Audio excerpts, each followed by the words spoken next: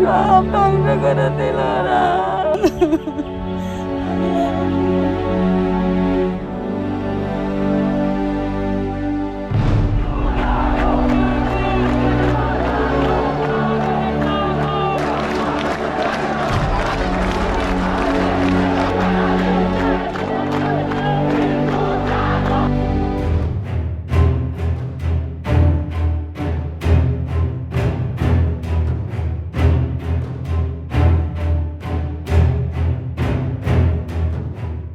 बांग्लादेश में हुए तख्ता पलट और उसके बाद से अल्पसंख्यकों विशेषकर हिंदू समुदाय पर हो रहे हमलों ने पूरी दुनिया का ध्यान खींचा है।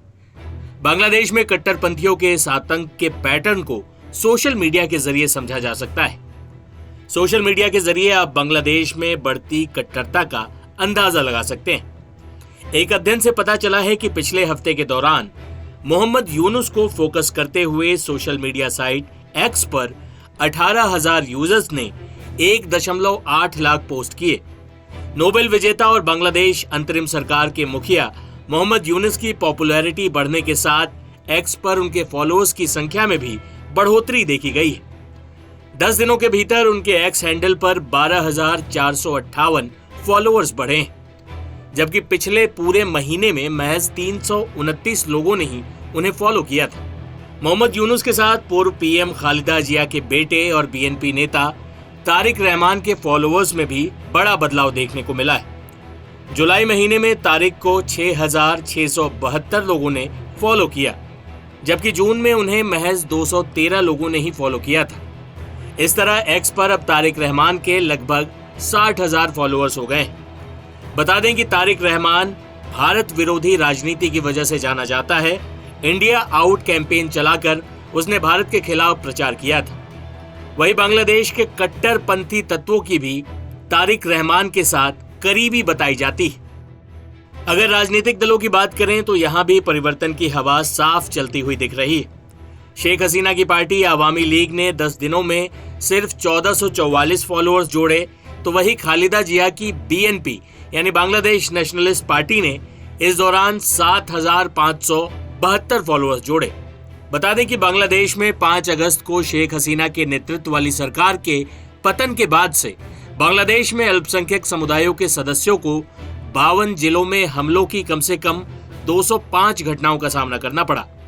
हिंसा से बचने के लिए हजारों बांग्लादेशी हिंदू पड़ोसी भारत में भागने की कोशिश कर रहे हैं। वहीं ढाका ट्रिब्यून अखबार की रिपोर्ट के अनुसार विरोध प्रदर्शन में सबसे आगे रहने वाले छात्रों से नोबेल पुरस्कार विजेता मोहम्मद यूनुस ने आग्रह किया है कि वे अपनी प्रगति को कमजोर करने की कोशिश न होने दें। रंगपुर शहर में बेगम रुकैया विश्वविद्यालय में छात्रों को संबोधित करते हुए उन्होंने कहा, आपके प्रयासों को व्यर्थ करने के लिए कई लोग खड़े हैं। इस बार असफल न हों। देश में अल्पसंख्यक समुदायों पर हमले की स्पष्ट रूप से निंदा करता हूं। यह जघन्य कृत्य है। क्या वे इस देश के लोग नहीं हैं?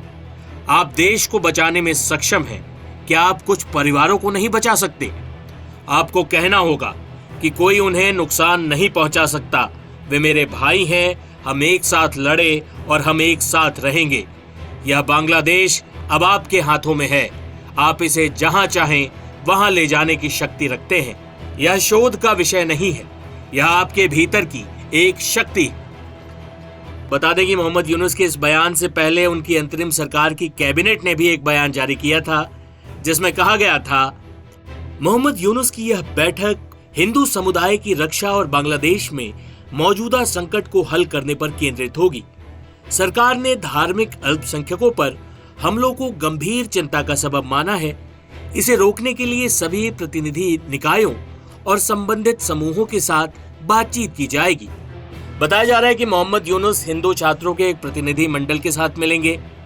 इस प्रतिनिधि मंडल की कुछ मांगे भी सामने आई हैं। कहा जा रहा है कि इनकी 8 सूत्री मांगे हैं, जिसमें अल्पसंख्यकों की सुरक्षा, हिंसा पीड़ितों को मुआवजा, अल्पसंख्यक संरक्षण कानून, संसद में अल्पसंख्यकों के लिए 10% आरक्षण, अल्पसंख्यक मामलों का एक अलग मंत्रालय बनाने की मांग, हिंदू कल्याण ट्रस्ट को फाउंडेशन बनाने की मांग और पाली शिक्षा बोर्ड के आधुनिकीकरण की मांग रखेंगे।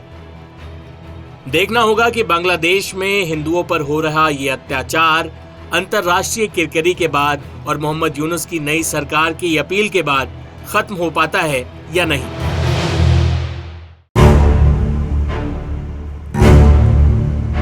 शेख हसीना के बांग्लादेश छोड़ने के बाद हिंदुओं और अवामी लीग के नेताओं के खिलाफ भड़की हिंसा की चिंगारी अभी भी पूरी तरह ठंडी नहीं हुई है। बांग्लादेश में हिंदुओं के खिलाफ हुई हिंसा को लेकर सनसनीखेज खुलासा हुआ है।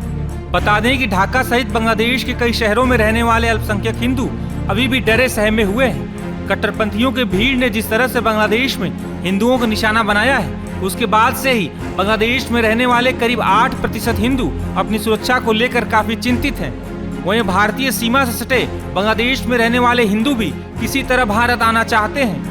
भारत बांग्लादेश बॉर्डर से आई इन तस्वीरों ने भी साफ कर दिया है बांग्लादेश के अल्पसंख्यक हिंदू कितने डरे सहमे हुए हैं। हालांकि इस बीच हिंदुओं के खिलाफ इस हिंसा को लेकर बड़ा खुलासा हुआ है। मीडिया रिपोर्ट्स के मुताबिक हिंदू समुदायों के खिलाफ हिंसा के दौरान किसी ने भी उन्हें बचाने की कोशिश की तो कट्टरपंथियों ने उन्हें भी निशाना बनाया था, चाहे वो मुसलमान रहा हो या बांग्लादेशी सुरक्षा कर्मी।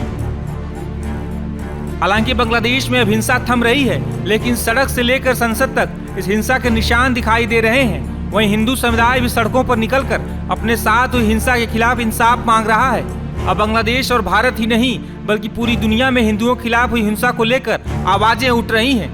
वहीं बांग्लादेश से किसी न किसी जरूरी कार्यों से भारत आए लोग भी बांग्लादेश में हिंसा की बात को स्वीकार कर रहे हैं।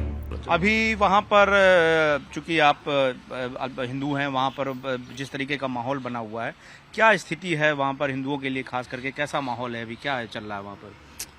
আসলে আমি তো ভাষাটা এটা ক্লিয়ার বুঝতে পারছি না। যদি মানে আপনি যেটা বলছেন সে প্রশ্নের উত্তরটা আমি কিভাবে দেবো, আপনার ভাষাটা আমি কিন্তু বুঝতে পারছি না। हिंदुओं की क्या स्थिति, हिंदू और क्या है वहाँ माहौल है वो बताइए। হিন্দুদের সমস্যা যথেষ্ট আছে সেখানে। হিন্দুরা প্রতিনিয়ত নির্যাতিত হচ্ছে, বাড়ি ঘরে অগ্নিসংযোগ করতেছে, ভেঙে দিচ্ছে, মন্দিরে হামলা করতেছে, মন্দির ভেঙে দিচ্ছে। সেখানকার হিন্দুরা আমরা যথেষ্ট আতঙ্কের মধ্যে, কিন্তু দেখা যাচ্ছে যেদিন ঘটনা ঘটে যায় সেদিন থেকে আজ পর্যন্ত এই যে গত রাত জেগেছে, রাত পর্যন্ত আমরা কিন্তু ঘুমাইনি, আমি ঘুমাইনি। আমি আজকে সকাল 5টা ভোর 5টায় বাড়িতে ঢুকি। আমরা গ্রুপ করে করে আমাদের হিন্দু মহল্লাকে পাহারা দিতে হচ্ছে রক্ষার জন্য। हिंदू मोहल्ले के बाहर पहरा दे रहे हैं, खुद ही से रक्षा कर रहे हैं। জি জি, এভাবে আমরা রক্ষা করতেছি। আর তাতেই দেখতেছি যে আমাদের পরিস্থিতি সেখানে তেমন একটা ভালো না। হিন্দুদের परिस्थितियां अच्छी नहीं है हिंदुओं के लिए। क्या मंदिरों को, जो मंदिर हैं उनको नुकसान पहुंचा गया, तोड़फोड़ हुई, उनमें कुछ नुकसान हुआ मंदिर में? मंदिर की क्या स्थिति है? হ্যাঁ, মন্দিরেও যথেষ্ট হামলা হচ্ছে, ভাঙচুর হচ্ছে, প্রতিমা ভাঙচুর হচ্ছে। এটা প্রতিনিয়তই চলছে এবং রিসেন্টলি এটা আরো বেশি, অনেক বেশি হয়ে গেছে, অনেক বেশি হয়ে গেছে তুলনামূলক। अच्छा, काफी ज्यादा। आप कुछ बोल पाएंगी, क्या स्थिति है, खास करके वहाँ डर का माहौल है, डर लग रहा है, वहाँ पर भय है, वहाँ पर लोगों के बीच में? হ্যাঁ, আমরা অনেক আতঙ্কে আছি। এইটুকু বলবো, আর কিছু বলবো না। परेशान है लोग वहाँ पर, बहुत ज्यादा दिक्कत है वहाँ पर। हाँ, भाषा की बाध्यता जरूर है, लेकिन जो ये कह रहे हैं वो मैं आपको बता दूं कि वहाँ पर खास करके चूंकि अल्पसंख्यक जो हैं वो हिंदू समाज से, हिंदू धर्म के लोग हैं, और वहाँ लोग आतंक में हैं, परेशान हैं, मंदिरों को भी नुकसान पहुंचाया गया, उनका ये कहना है। अब बांग्लादेश की नई अंतरिम सरकार भी एक्शन में आई है और हिंदुओं के खिलाफ हुई हिंसा को लेकर कई आदेश दिए हैं।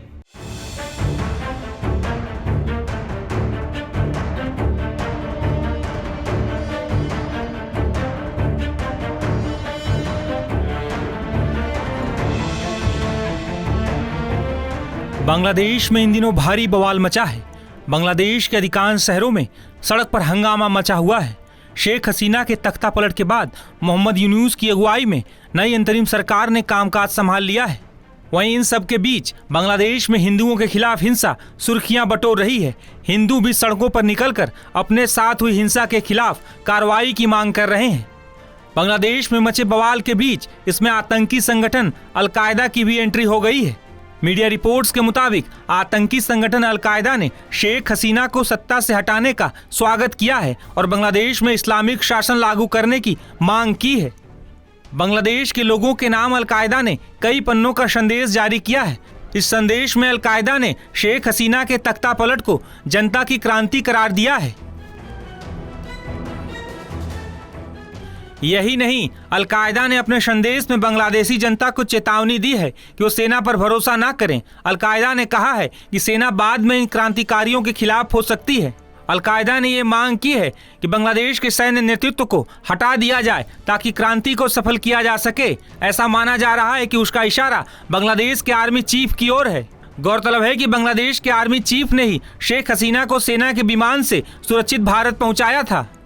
दरअसल आतंकी संगठन अलकायदा बांग्लादेश में हुए हालिया परिवर्तन से खुद को जोड़कर इस्लामिक शासन को लागू कराने और अपनी आतंकी विचारधारा को आगे बढ़ाने की साजिश रच रहा है। अलकायदा का यह भी इरादा है कि वो सरकारों के ऊपर से लोगों का भरोसा खत्म कर दे।